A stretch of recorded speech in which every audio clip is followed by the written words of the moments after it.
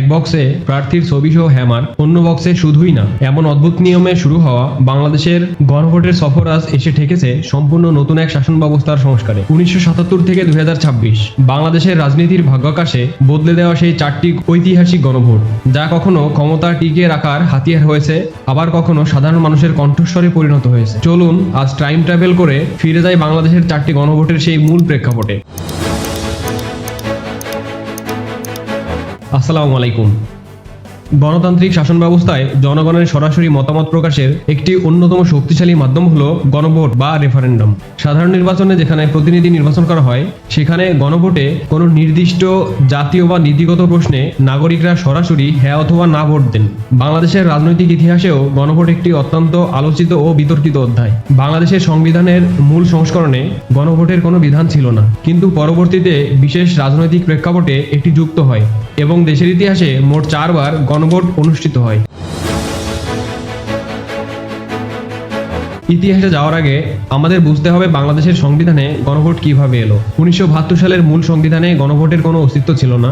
1975 সালের পট পরিবর্তনের পর 1977 সালে এক সামরিক ফরমানের মাধ্যমে সংবিধানে প্রথম গণভোটের বিধান যুক্ত করা হয়। পরবর্তীতে 1979 সালে পঞ্চম সংশোধনীর মাধ্যমে এটিকে সাংবিধানিক বৈধতা দেওয়া হয়। সংবিধানের 142 অনুচ্ছেদে বলা হয়েছিল, সংসদের মাধ্যমে সংবিধানের কিছু মৌলিক ধারা, যেমন প্রস্তাবনা, রাষ্ট্র পরিচালনার মূলনীতি বা রাষ্ট্রপতির পদের মেয়াদ সংশোধন করতে হলে সংসদে পাশ হওয়ার পর তা জনগণের চূড়ান্ত অনুমোদনের জন্য গণভোটে পাঠাতে হবে। অর্থাৎ সংসদ চাইলেই এককভাবে এই ধারাগুলো পরিবর্তন করতে পারত না, জনগণের হ্যাঁ বা না ভোটের প্রয়োজন হতো।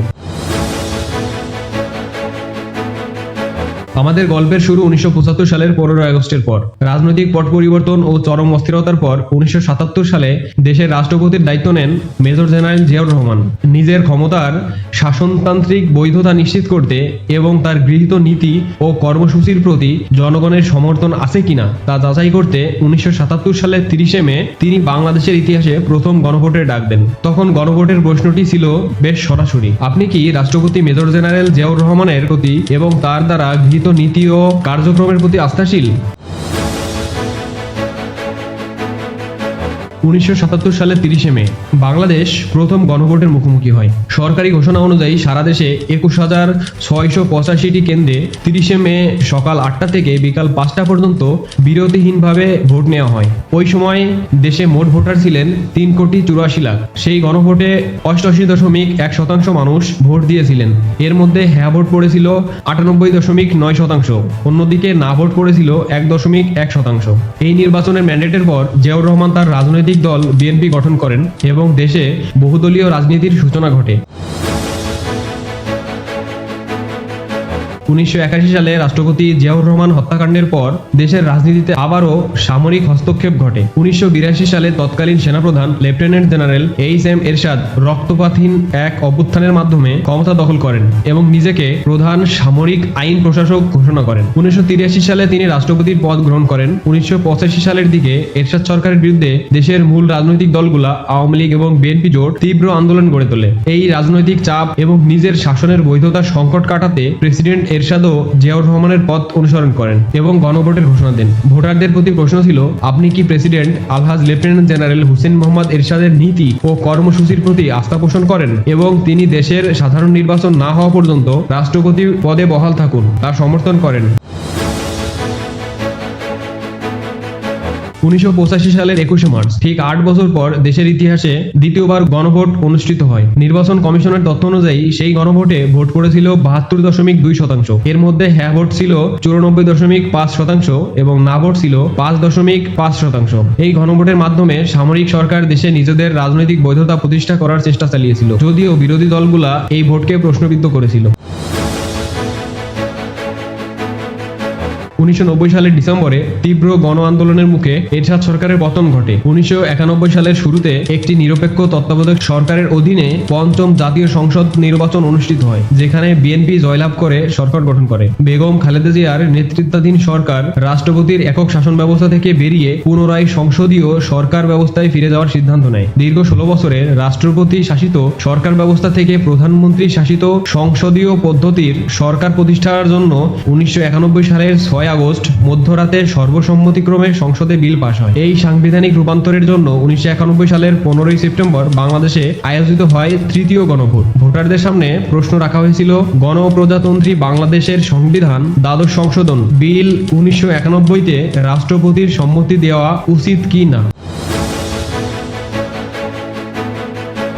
দেশের ইতিহাসে অনুষ্ঠিত সেই তৃতীয় গণভোটে ভোট পড়ে 35.2%। 1,83,08,377 জন ভোটার সংসদীয় গণতন্ত্রের পক্ষে অর্থাৎ হ্যাঁ ভোট দেন। এই হার 84.38%। অন্যদিকে 33,90,062 জন ভোটার না ভোট দেন। এর ফলে বাংলাদেশ আনুষ্ঠানিকভাবে রাষ্ট্রপতি শাসিত ব্যবস্থা থেকে সংসদীয় গণতন্ত্রের যুগে প্রবেশ করে।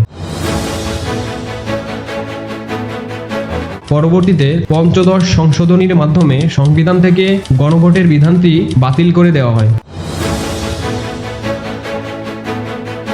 2024 সালের জুলাই আগস্ট মাসে সংগঠিত ছাত্র জনতার অভ্যুত্থানের মাধ্যমে হাসিনা সরকারের দীর্ঘ 15.5 বছরের ফ্যাসিবাদী দমন পীড়নমূলক শাসনের পতন ঘটে। এরপর ডক্টর মোহাম্মদ ইউনূসকে প্রধান উপদেষ্টা করে তার নেতৃত্বে অন্তর্বর্তীকালীন সরকার গঠিত হয়। অন্তর্বর্তীকালীন সরকার সংবিধান সংস্কারের উদ্যোগ নিলে সামনে আসে গণভোট। দীর্ঘ বিরতি ও গণভোটের বিধান বাতিলের পর অন্তর্বর্তীকালীন সরকারের অধীনে আবার গণভোটের মঞ্চ তৈরি হয়। দেশ পুনর্গঠনের ঐতিহাসিক সন্ধিক্ষণে প্রফেসর মোহাম্মদ ইউনূসের নেতৃত্বাধীন অন্তর্বর্তীকালীন সরকার এবং জাতীয় ঐকমত্য কমিশন রাষ্ট্র সংস্কারের জন্য জুলাই জাতীয় সনদ বাস্তবায়নের উদ্যোগ নেয়।